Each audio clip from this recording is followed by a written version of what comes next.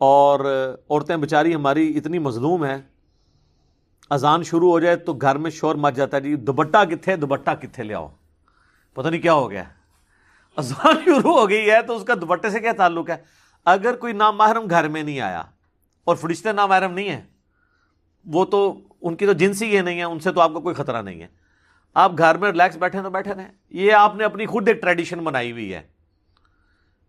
Even یہ بھی tradition ہے کہ واش روم میں سر ڈھانپ کے جانا۔ اچھا تو جب غسل کرنے لگیں گے پھر کیا کریں گے؟ کوئی لاجیکل بات کریں، اس طرح نہیں ہوتا۔ تو وہ اتنی مشکل زندگی کر دیتے ہیں، وہ کہتے ہیں کہ جناب عورت جب جائے نا جی اذان شروع ہو جائے تو فوراً دوپٹہ لے لے۔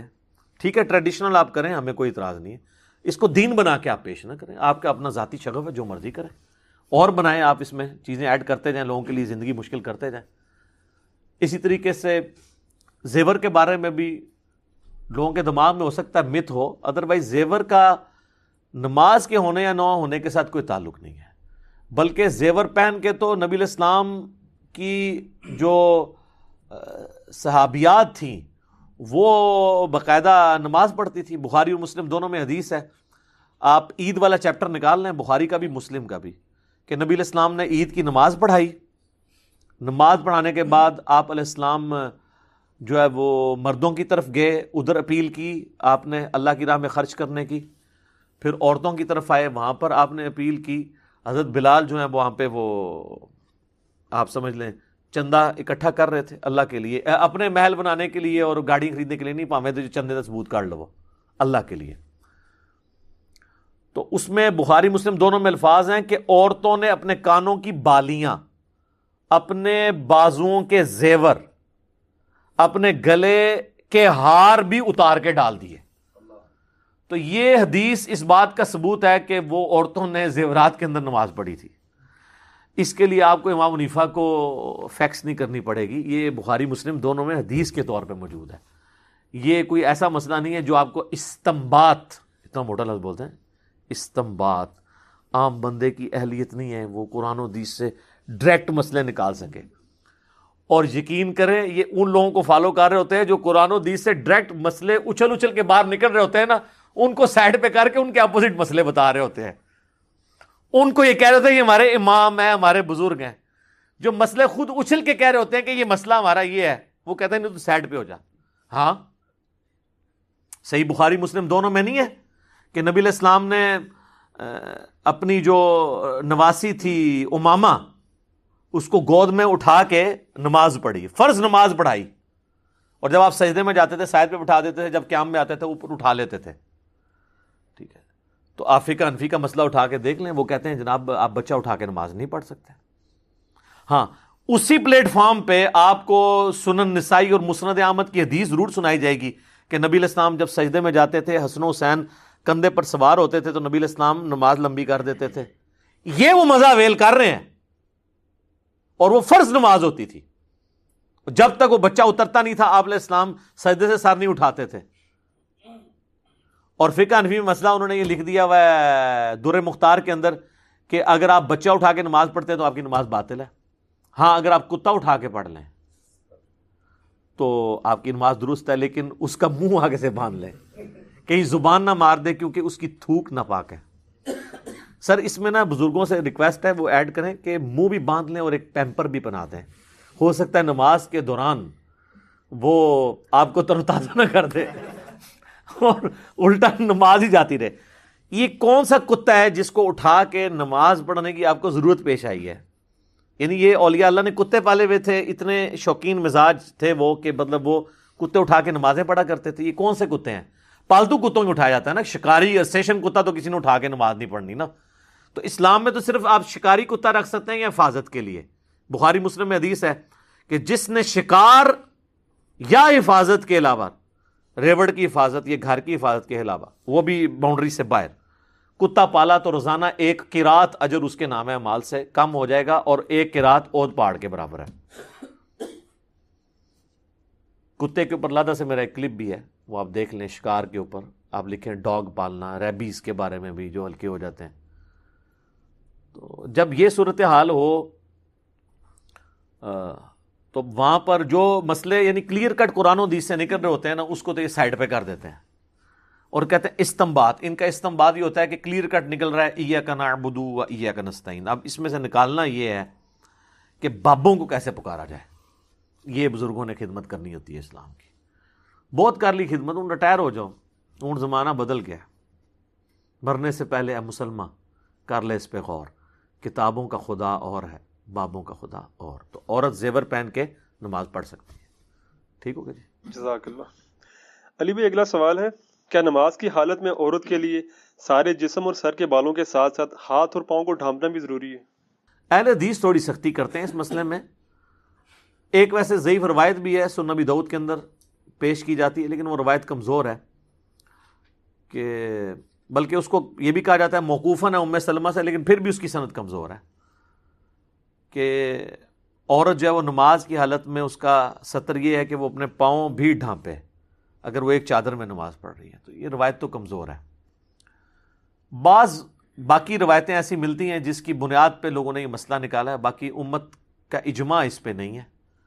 امت کا اجماع اس میں یہ ہے کہ چہرے کی ٹکیا، دونوں ہاتھ اور ٹخنوں سے نیچے والے پاؤں.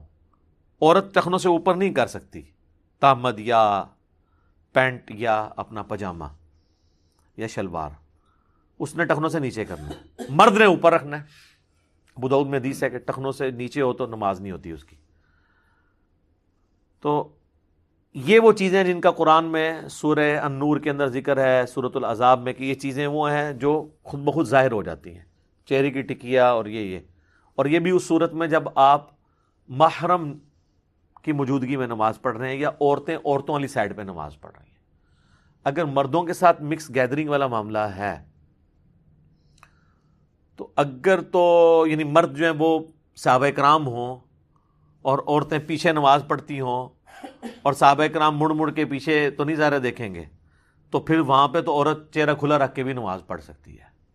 جس طرح ہم کہتے ہیں نا کہ وہ نبی علیہ السلام نے، اور وہاں اسی بخاری مسلم میں حدیث میں موجود ہے، نبی علیہ السلام فرمایا جب تک مرد سر نہ اٹھا لیں عورتیں سر نہ اٹھائیں، کیونکہ کپڑے بیچاروں کے مختصر ہوتے تھے، بعض کا شرمگاہ نظر آ جاتی تھی. تو حضور علیہ السلام نے یہ حکم دیا. جہاں اتنی غربت یہ سارا کچھ ہو، اللہ کے نبی کے پیچھے نماز پڑھ رہا ہو بندہ، تو ان چکروں میں تو نہیں پڑے گا نا وہ. تو اب تو خیر میں سمجھتا ہوں زیادہ بہتر معاملہ ہے کہ عورتوں کی جگہ ہی نماز کے لیے الگ بنی ہوتی ہے. وہاں پہ تو پھر کوئی ایسا سلسلہ نہیں ہے، سوائے اس کے کہ سی سی ٹی وی کیمرے نہیں ہونے چاہیے. وہاں پہ بھی کوشش بچنے میں ہی عافیت ہے. بعض اوقات انہوں نے کیمرے بھی لگائے ہوتے ہیں علماء نے امت کے وسیع تر مفاد کے لیے، تو وہاں پہ تو نہیں ہونے چاہیے کیمرے. اس لیے میں کہتا ہوں مسجدوں میں اعتکاف کو بھی اوائڈ کریں، عورتیں گھروں میں ہی کریں اجتہاداً، کوئی مسئلہ نہیں ہے. کیونکہ اس طرح کے ایشوز پھر بڑی دور تک چلے جاتے ہیں، کئی ایک چیزیں پھر سامنے آنا شروع ہو جاتی ہیں، مسئلے خراب ہو جاتے ہیں.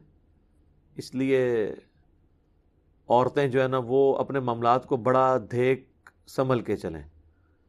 باقی پاؤں اگر وہ ڈھانپ لیتی ہیں تو ٹھیک ہے، کوئی حرج نہیں ہے، لیکن یہ ان کے سطر کا حصہ نہیں ہے. جس طرح مرد کا سطر نماز کے لیے ناف سے لے کے گھٹنوں کے نیچے تک ہے، بشرطے کہ قمیض نہ ہو، ورنہ وہ بخاری میں حدیث ہے کہ اس شخص کی نماز نہیں ہوتی جب تک اس کا کچھ حصہ کندھے پر نہ ہو.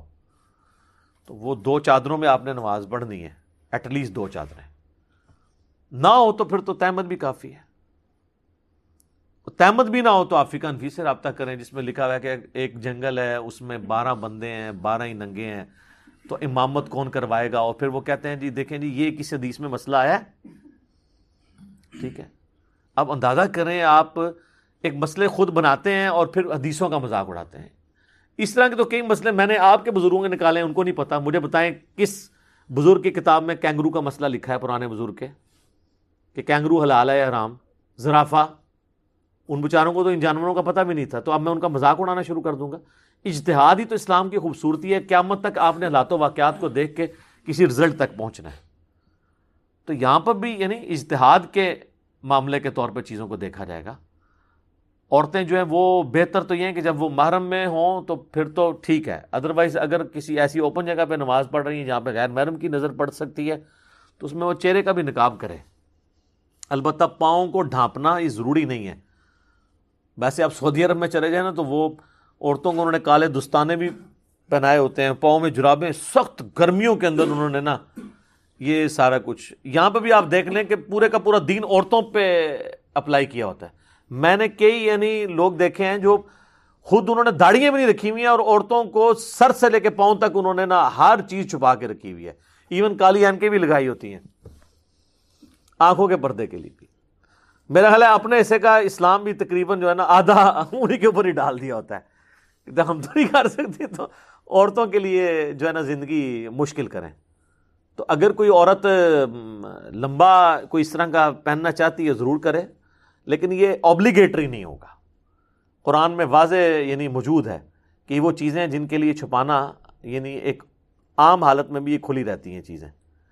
تو چہرہ جو ہے بہرحال اس میں احتیاط کرنی چاہیے اگر غیر محرم کے سامنے. اگر گھر میں ہے تو پھر آپ کوئی مسئلہ نہیں.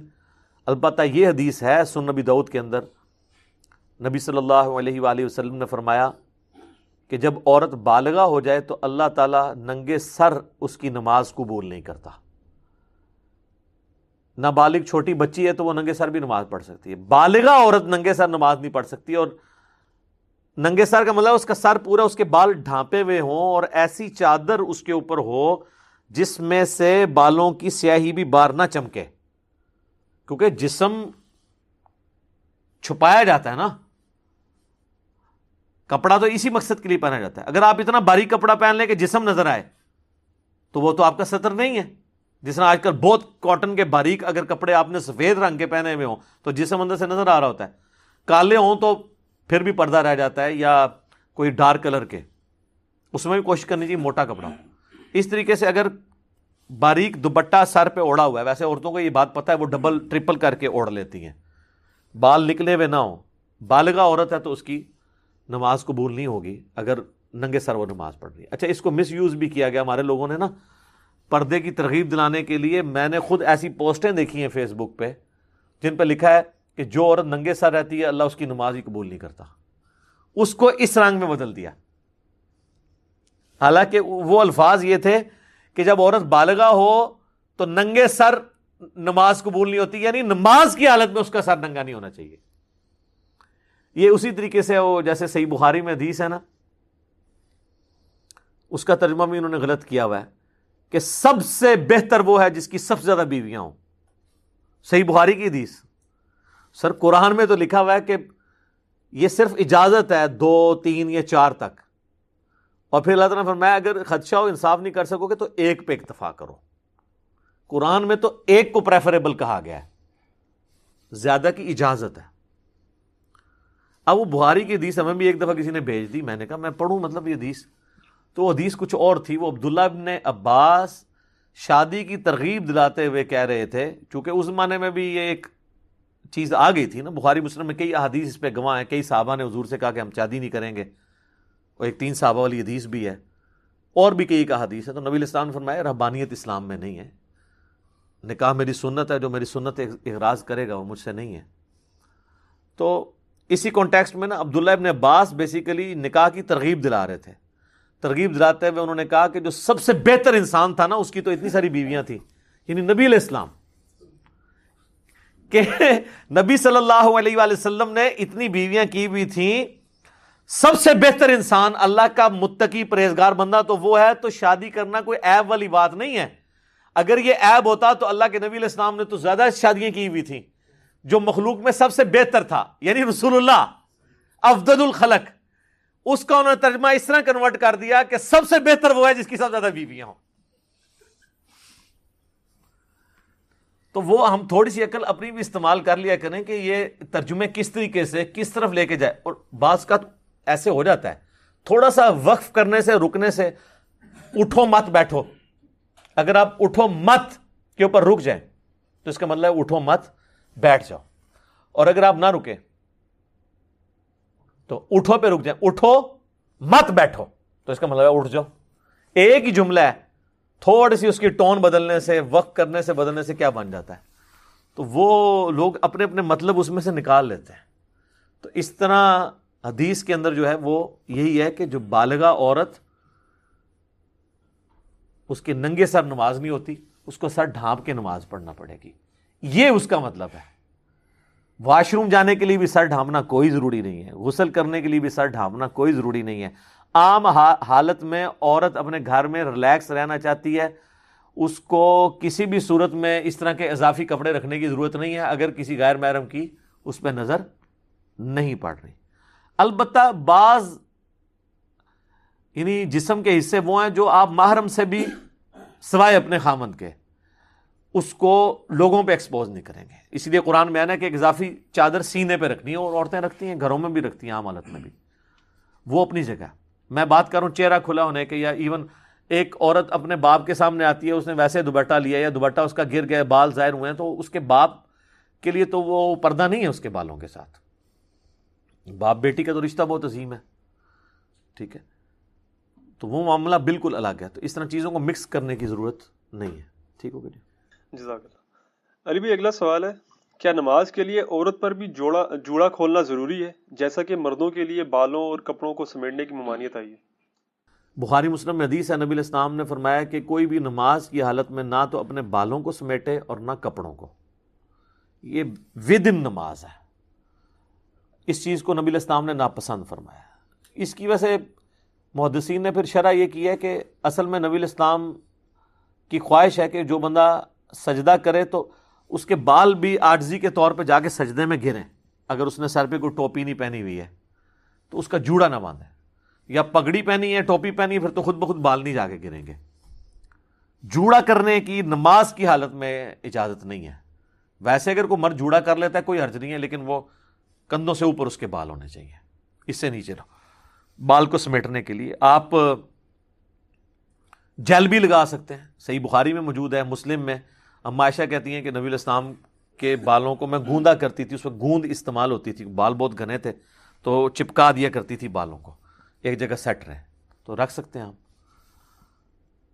یہ جو جوڑے والا معاملہ ہے نا کہ عورت جوڑا یعنی کھولے اور بالوں کو سیدھا کر کے نماز پڑھے، یہ جوڑے میں پڑھ سکتی ہے، بالکل پڑھ سکتی ہے، اپنے گھر میں پڑھ رہی ہے تو بالکل ٹھیک ہے۔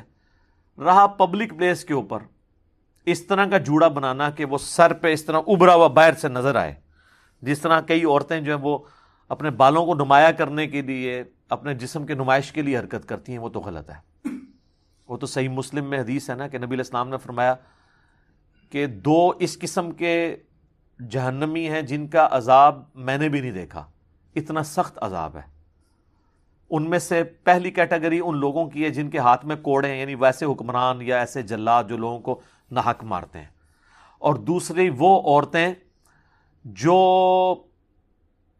مٹکنے والیاں، مردوں کو اپنی طرف مائل کرنے والیاں، اور ایسا لباس پہننے والیاں کہ گویا وہ ننگی ہوں، یعنی اتنا چست لباس یا اتنا باریک کہ اس میں سے جسم ڈھلک رہا ہو، جن کے سر بختی اونٹوں کے مانند ہوں گے۔ یہ آپ دیکھیں عرب میں اگر آپ چلے جائیں نا تو کئی عورتیں جو ہے نا یہ اتنا بڑا اوپر جوڑا کر کے نا یوں کر کے حجاب لیا ہوتا ہے۔ یہ کون سا حجاب ہے جس میں آپ اٹریکٹ کر رہے ہیں کسی کو؟ اس قسم کا جوڑا نماز ہو یا نماز کے باہر یہ ویسے ہی غلط ہے۔